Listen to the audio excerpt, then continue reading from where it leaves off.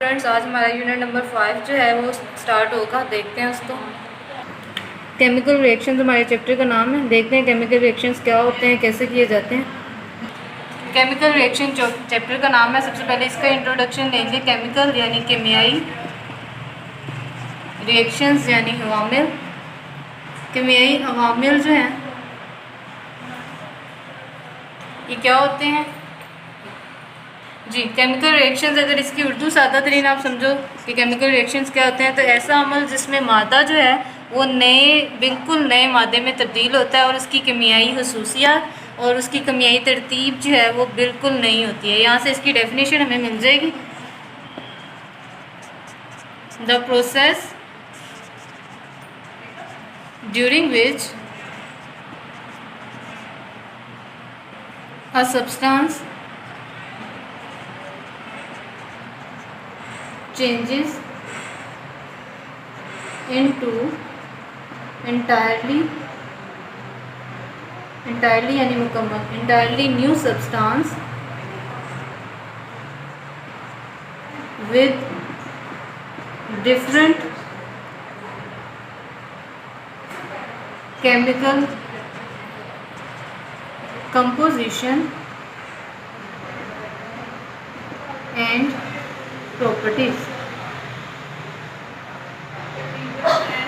यहाँ से आप एग्जाम्पल ले सकते हो इसकी एग्जाम्पल देखो तो हाइड्रोजन प्लस ऑक्सीजन, इनके मिलने से वाटर बन रहा है। अब ये जो हाइड्रोजन सब्सटेंस है, ऑक्सीजन सब्सटेंस है, इनकी केमिकल प्रॉपर्टीज़ और कंपोजिशन, हाइड्रोजन एटम्स हैं, ऑक्सीजन एटम्स हैं, ये बिल्कुल अलग है। जब इन दोनों के मिलने से नई प्रोडक्ट बन रही है जो कि वाटर है, तो इसकी केमिकल प्रॉपर्टीज़ और कंपोजिशन जो है वो बिल्कुल न्यू है, तो इसको कहा जाता है ये केमिकल रिएक्शन है। अब हमने यहाँ पे देख लें, यहाँ पर एक वर्ड आया है इसकी डेफिनेशन में, सब्सटेंस। पहले हमें पता होना चाहिए कि सब्सटेंस किसे कहते हैं, और सेकंड वन यहाँ पर एक टर्म आ रही है चेंजेस। हमने देखने हैं कि कितने तरह के चेंजेस होते हैं। पहले मैं आपको सब्सटेंस के बारे में गाइड करूँगी। सब्सटेंस क्या होता है? सब्सटेंस यानी मादा। तो हमने देखना है मादा कैसे बनता है। इसके लिए इसका आपने बेसिक यूनिट जो है वो याद रखना है। Basic unit of a substance और building block of a substance वो क्या है? तो वो जो है एलिमेंट है। सब्सटेंस जो है वो एलिमेंट से मिलकर बना होता है। इसके लिए आपको एलिमेंट की डेफिनेशन आनी चाहिए। एलिमेंट जिसे आंसर कहते हैं उर्दू में। तो एलिमेंट किसे कहते हैं? एलिमेंट जो है सब्सटेंस की प्योर फॉर्म होती है, सबसे सादा तरीन शक्ल होती है जिसको आप मज़ीद तकसीम नहीं कर सकते। अब मैं इसकी डेफिनेशन लिख रही हूँ। Simplest form of a pure substance that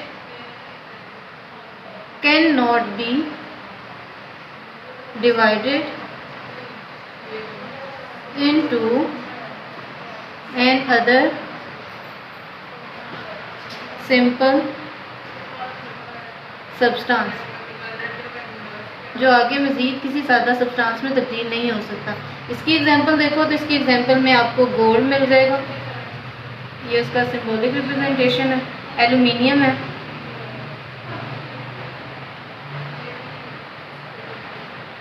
ETC। इस तरह से आपको मुख्तलिफ एलिमेंट्स मिल जाएंगे। अगर एलिमेंट्स की फॉर्मेशन देखो कि ये एलिमेंट्स बनते कैसे हैं,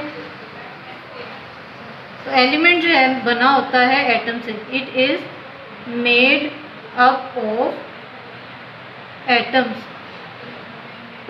जैसे ये गोल्ड की एग्जांपल आपने ली है ना, तो इसके अंदर इस एलिमेंट में जितने भी एटम्स होंगे वो सारे के सारे गोल्ड के होंगे। यहाँ पे मैं ये भी ऐड कर देती हूँ, it is made up of only one kind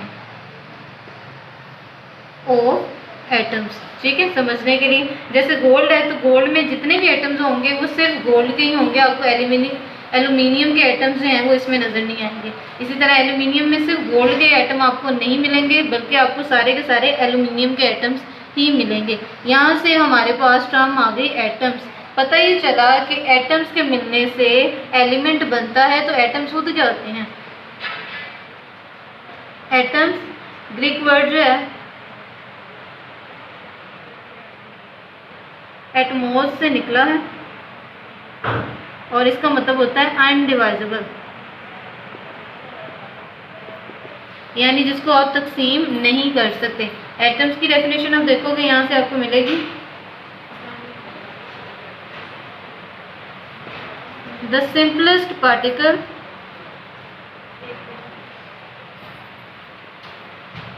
of an element that takes part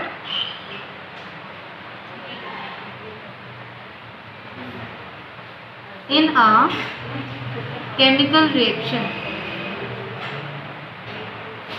यानी ये वो सादा तरीन शक्ल है एलिमेंट की जो केमिकल रिएक्शन में हिस्सा लेती है।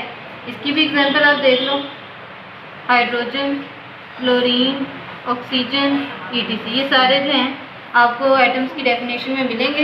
यहाँ पर एटम्स के मुतालिक जो है इंफॉर्मेशन, नोटिंग इंफॉर्मेशन वो ये है कि एटम्स जो हैं, नॉर्मली एटम्स जो हैं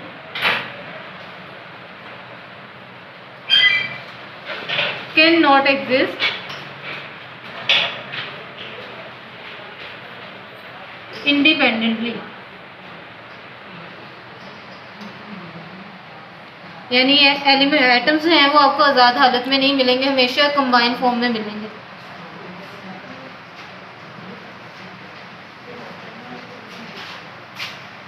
जैसे इधर आप एग्जांपल में देखो, एग्जांपल में मैंने हाइड्रोजन के साथ H2 लगाया, यानी इसमें हाइड्रोजन के 2 एटम्स हैं। हाइड्रोजन जो है अकेला आपको नज़र नहीं आ रहा बल्कि कंबाइंड फॉर्म में नज़र आ रहा है। क्लोरीन में भी 2 क्लोरीन्स के जो हैं वो मौजूद हैं, ऑक्सीजन में भी 2 ऑक्सीजन के एटम्स मौजूद हैं। तो ये एटम्स जो हैं आम तौर पर आपको कंबाइंड फॉर्म में मिलते हैं, आज़ाद हालत में नहीं मिलते। और यहाँ से केमिकल रिएक्शन जो हमारा टॉपिक था उसके बारे में इंफॉर्मेशन मिल गई कि केमिकल रिएक्शन कैसे होते हैं। केमिकल रिएक्शंस हैं एटम्स की वजह से होते हैं, मुख्तलिफ एटम्स आपस में मिलते हैं और नए एटम जो हैं ये मॉलिक्यूल या कंपाउंड जो है बनाते हैं। यूँ आपका केमिकल रिएक्शन जो है वो कैरी ऑन होता है, प्रोसीड होता है।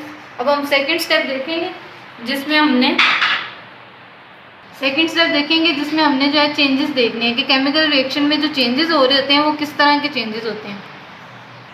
केमिकल चेंजेस देखोगे तो केमिकल चेंजेस 2 तरह के हो रहे होते हैं, एक होता है फिजिकल चेंज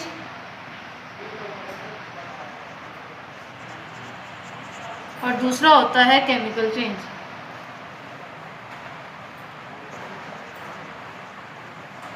और ये जो केमिकल चेंजेस होते हैं ये बेसिकली इनकी वजह से केमिकल रिएक्शन हो रहा होता है। तो केमिकल रिएक्शंस हैं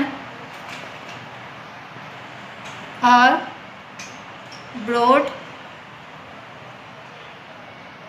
बाय केमिकल चेंजेस। ठीक है, अब फर्स्ट टाइप को डिस्कस करते हैं, फिजिकल चेंज। फिजिकल नाम से पता चल रहा है, फिजिकल का मतलब ज़ाहरी, शक्ल और सूरत में जो तब्दीली आएगी उसे फिजिकल चेंज बोला जाएगा, ज़ाहरी तब्दीली कहा जाएगा। फिजिकल चेंज होता है कैसे, फिजिकल चेंज जो है टेम्परेरी चेंज है, ये आर्जी तौर पर चेंज होता है।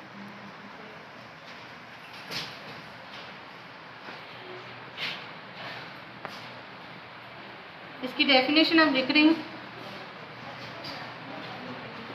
a change during which a substance change its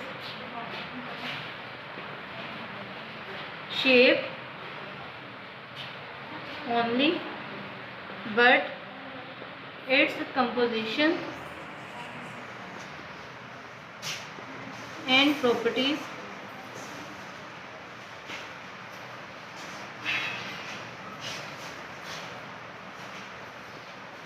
remain same, वो वही रहती हैं, चेंज नहीं होती। इसकी एग्जांपल देखो, पानी। पानी को जब आप चेंज करते हो, पानी जो है इसको हम आइस फॉर्म में कन्वर्ट करते हैं, तब्दील करते हैं। पानी जो है ये लिक्विड है और आइस जो है ये सॉलिड है। इसमें अगर आप देखो तो केमिकल चेंज जो हो रहा है वो फिजिकल चेंज है। पानी जो है ना तो उसकी प्रॉपर्टीज चेंज होंगी ना उसकी कंपोजिशन चेंज होगी, सिर्फ उसकी ज़ाहिरी हालत चेंज होगी, वो माया से ठोस शक्ल में चला जाएगा। इसी तरह से आइस को जब पिघलाएंगे तो वो दोबारा से पानी हमें मिल जाएगा। ये एक टेम्परेरी चेंज था, आर्जी चेंज था, जिसमें प्रॉपर्टीज चेंज नहीं हुई। अब देखेंगे केमिकल चेंज क्या है। केमिकल चेंज जो है ये एक परमानेंट चेंज होता है। परमानेंट चेंज का मतलब मुस्तकिल, जो तब्दीली हुई है वो आप रिटर्न नहीं कर सकते, दोबारा से आप उसको हासिल नहीं कर सकते। इसकी डेफिनेशन देखो, a change in which not only the shape of a substance changes but also its chemical composition and properties changes, बल्कि वो भी तब्दील हो जाती हैं। इसकी बहुत सी एग्जांपल हैं, photosynthesis, respiration, conversion of milk into yoghurt. आपका दूध जो है दही में तब्दील होता है, तो दूध जो है इसकी अपनी केमिकल प्रॉपर्टीज़ और कंपोजिशन है, लेकिन ये जब तब्दील हो जाएगा दही में, आप जब इसको दही में कन्वर्ट कर दोगे तो दही से दोबारा आप दूध नहीं हासिल कर सकते, जबकि दही की अपनी केमिकल प्रॉपर्टीज़ और कंपोजिशन होगी, लिहाजा इसको बोला जाएगा कि ये केमिकल चेंज है। यूँ आपको केमिकल रिएक्शंस जो हैं इनकी चेंजेस भी पता चल गई कि दो तरह के होते हैं, और जो सब्सटेंस इन्वॉल्व होते हैं उसके बारे में पता चल गया। अब देखना ये कि केमिकल रिएक्शंस जो हैं इनको रिप्रेजेंट कैसे किया जाता है। तो रिप्रेजेंटेशन जो है ऑफ आ केमिकल रिएक्शन, ये वो हमारा टॉपिक है। तो रिप्रेजेंटेशन जो है केमिकल रिएक्शन की वो की जाती है through chemical equation.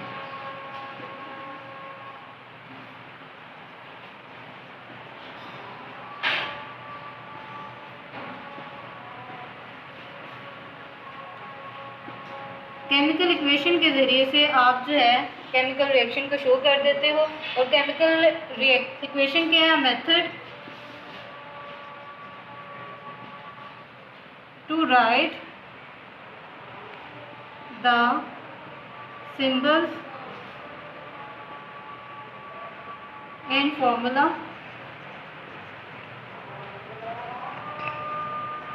To show the chemical reaction.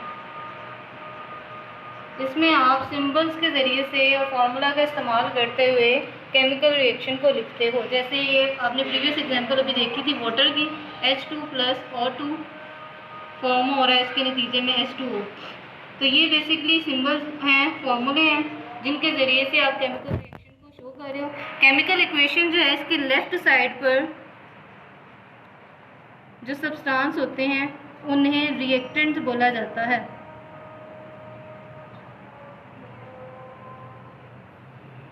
और ये एरो जो है शो कर रहा होता है फॉर्मेशन ऑफ न्यू प्रोडक्ट।